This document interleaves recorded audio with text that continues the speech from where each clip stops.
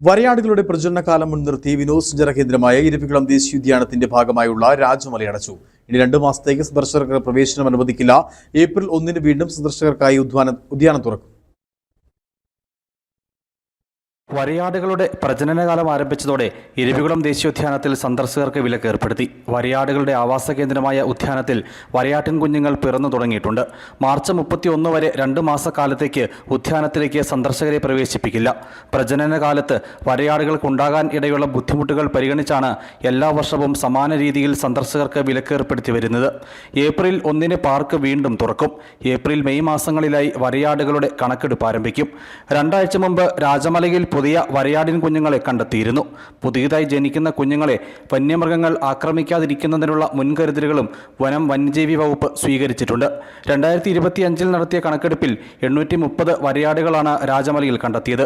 ഇതിൽ 144 എണ്ണം പുതിയതായി ജനിച്ച കുഞ്ഞുങ്ങളാണ്. വരയാടുകളെയും കുഞ്ഞുങ്ങളെയും തൊട്ടടുത്ത് കാണാൻ കഴിയുന്ന രാജ്യത്തെ ഏക ആവാസ കേന്ദ്രമാണ് രാജമല. മൂന്നാറിൽ നിന്നും 15 കിലോമീറ്റർ ദൂരെ, സമുദ്രനിരപ്പിൽ നിന്നും 2000 മീറ്റർ ഉയരത്തിൽ 97 ചതുരശ്ര കിലോമീറ്റർ ചുറ്റളവിലാണ് രാജമല സ്ഥിതി ചെയ്യുന്നത്. News bureau, Adimali.